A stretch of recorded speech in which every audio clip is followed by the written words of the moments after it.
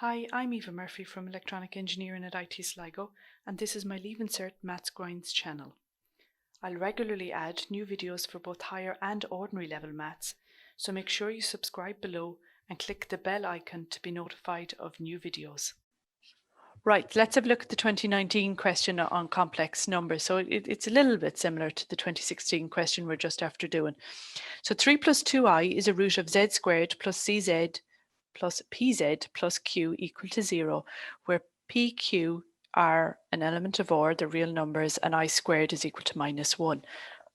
Find the value of p and the value of q. Okay, so the first thing to note is that p and q are real numbers. So all of the coefficients in our quadratic are real numbers. Therefore, we can use the conjugate roots theorem.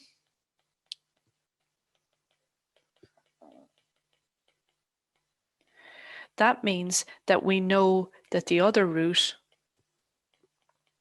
is what's called the conjugate of this. So we change the sign of the imaginary part. So it's 3 minus 2i.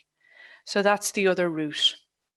Okay, now we have to somehow use those two roots to form our quadratic and solve for p and q. Okay, so just like on the 2016 question, there's a multitude of ways of doing this, and I'm going to do them a couple of ways, not with the intention of confusing you, but to kind of let you pick your own way. Okay, so the first way I'm going to do it is product of the roots, sum of the roots, and so on and so forth. So as you may or may not know, any quadratic, whether it's x squared or z squared, can be written as x squared minus the sum of the roots plus the product of the roots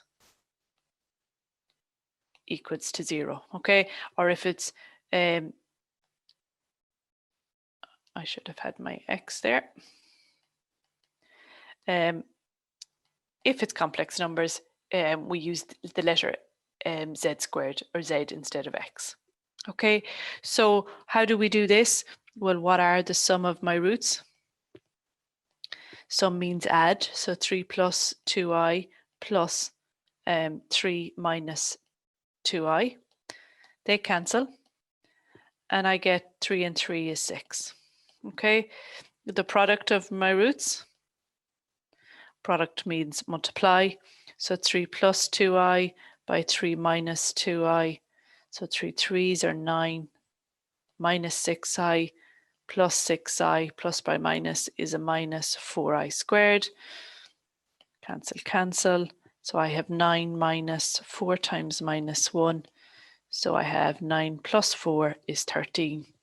So therefore, I can write my quadratic as z squared minus the sum of the roots plus the product of the roots equals 0. Okay. So what you do then is you equate the coefficient, basically. So that's the same thing as a z squared plus pz plus q equals 0. So p is equal to minus 6, q is equal to 13. Okay, so that's one way of doing it. Or you could, let me see, you could go z squared plus pz plus q is equal to 0. They gave us one of the roots, 3 plus 2i. Okay, so if that's a root, it solves this equation, or it satisfies this equation. Okay, so in other words, one of the z values is 3 plus 2i. So let's sub them in for z. So I have 3 plus 2i squared plus p times 3 plus 2i plus q being equal to 0. Okay, so square this. So I have 3, 9 plus 12i plus 4i squared plus 3p plus 2pi plus q being equal to 0. Let's sub in for the I squared, never leave an I squared in an equation. 9 plus 12i, he'll end up being a minus 4 plus 3p plus 2pi plus q equals zeros. And just like I would in algebra, I would always say letters to one side, numbers to the other. So I'm solving for p and q. Here's my p's, there's my p's, there's my q's. So I'm going to leave them on the left, and I'm going to bring all of these over to the right. Okay, so I'll end up with I'm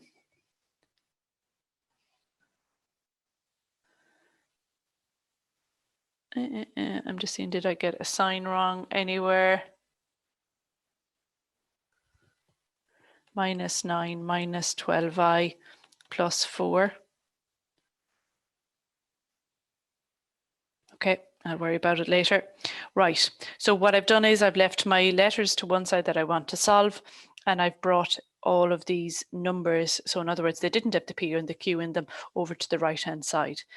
And when you're solving for complex numbers, what you know when you do this is that the I terms equal the I terms, and the real terms equal the real terms. Okay, so equating the I terms, I have 2pi being equal to minus 12i, 2p being equal to minus 12, or p is minus 6. Okay, and then if I equate the real terms, I have 3p plus q being equal to minus 9 plus 4. No reason I'm not adding them together, guys. I don't know why I'm not. Let's sub in for our p. So I have 3 times minus 6 plus q being equal to minus 5. So minus 18 plus q is equal to minus 5. Q is equal to minus 5 plus 18. Q is equal to 13. Okay, so of course we found the same letters that we found here. Okay, so what did I do there? Well, it told me one of the roots, which means it satisfies the equation, subbed it in, and then just letters to one side, numbers to the other. And this is the new part in complex numbers. You equate the I terms, you equate the real terms. Okay, so that's two ways of doing it. And then the longer way of doing it is as follows. Okay, so I'm just going to copy the question. Let me.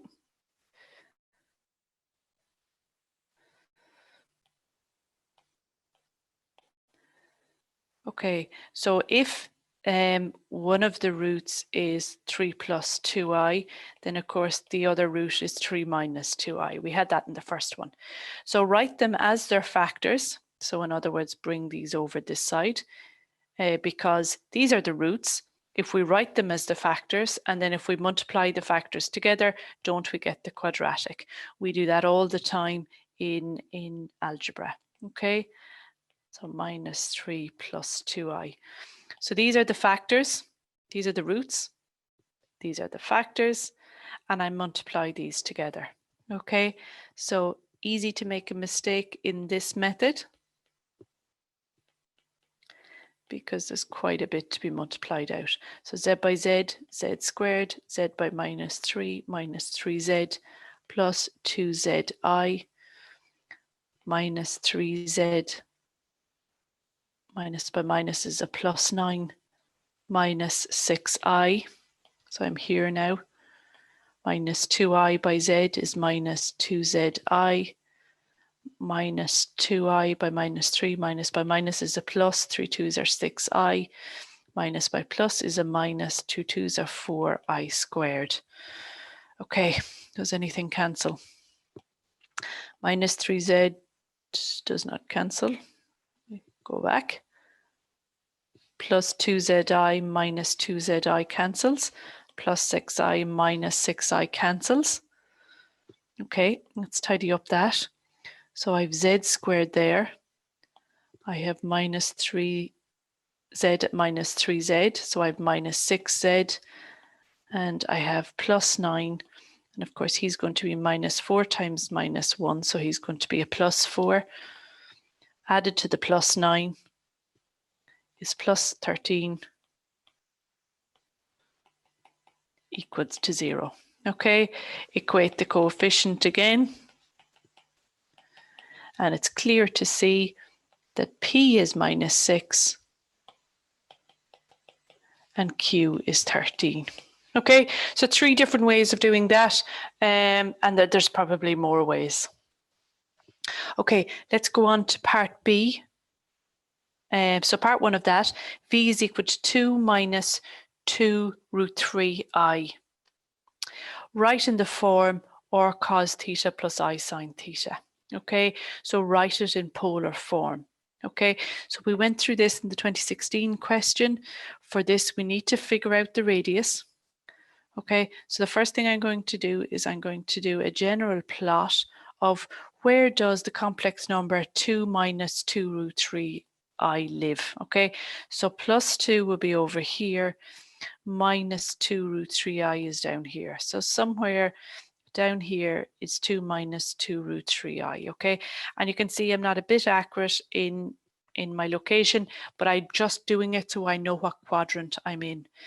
The angle in question always starts at the positive side of the x-axis and it goes around, okay? So that is the angle that I'm interested in. This is my starting line. How far do I have to travel before I reach this complex number? That is the angle. And then or is how far out from the origin is that complex number. So it's just a different way of describing coordinates. Okay, it describes it in terms of the angle you go through and how far out are you from the origin. Okay, so that radius is equal to the square root of x squared plus y squared, assuming that any complex number is x plus yi. So in my one, my x is 2, so it's the square root of 2 squared plus minus 2 root 3 ought to be squared. Okay, let me put that into a calculator. So it's the square root of 2 squared plus, open a bracket, minus 2 root 3, closure bracket squared, and I'm getting 4 for that. So my radius is 4. My theta is the tan inverse of y over x. So in this one, it's equal to 2 root 3 over 2. Note I do not have the sign in there. I do not have the minus. I use that for location. It is just the numbers that I'm taking.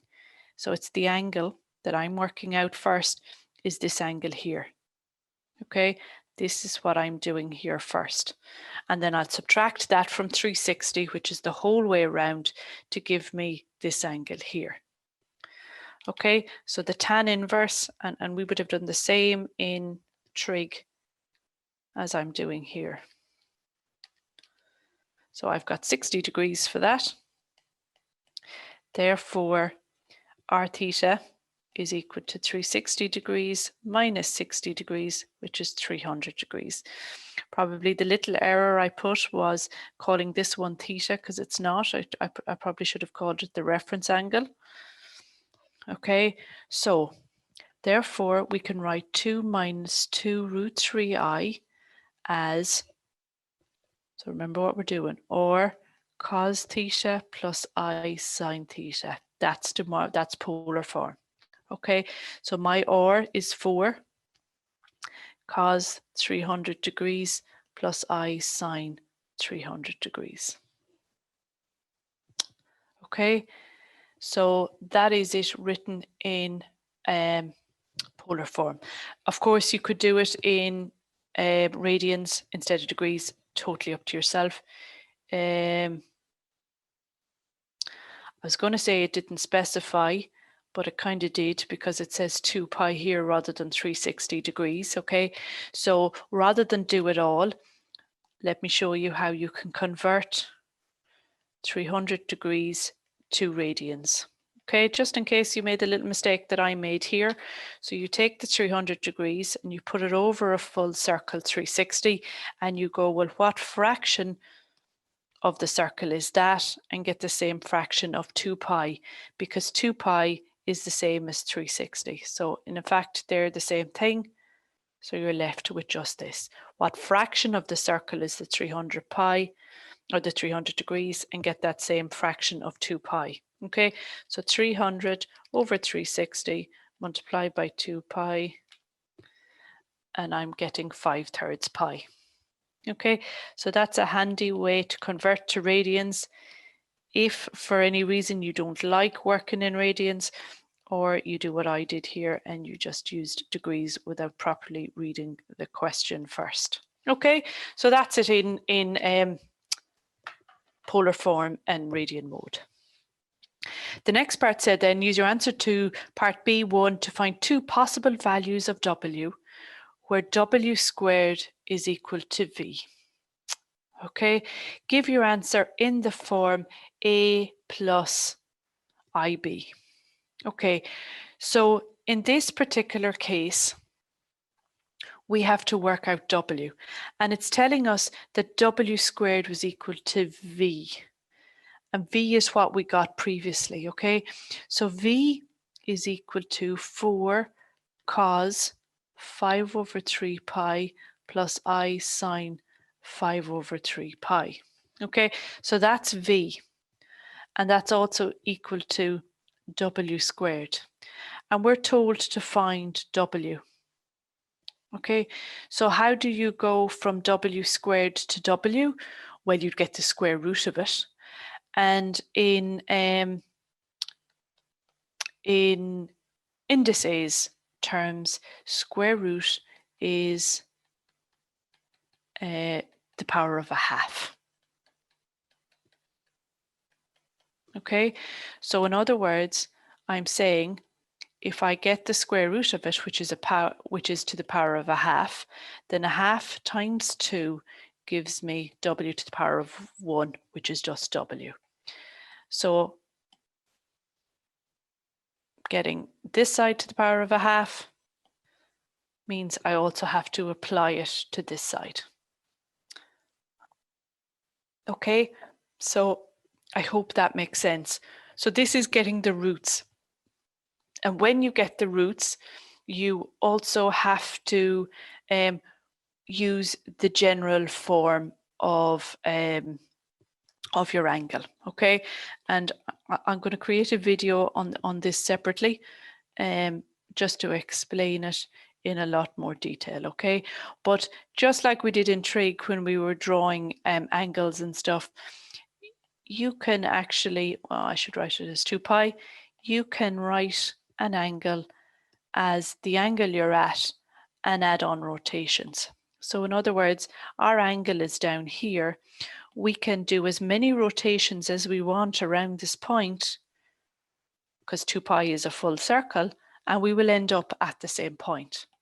That's why I can add on any number of rotations, as long as they're full rotations.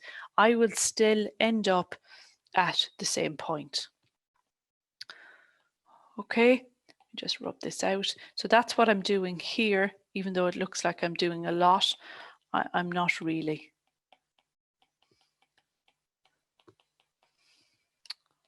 Okay, so it's written in general form, and it's important that you write it in general form before you apply De Morvis's theorem, because when you get half times the angle, this n2 pi has to be divided by 2 as well. Okay, so do you remember applying De Morvis's theorem when we did it the other way? De Morvis tells you that when you have something to the power of n, multiply or by the power, and it's the power times the angle. So what does that mean for R1 here? Well, it means it's equal to or to the power cos a half of the angle, okay? Because our power is a half.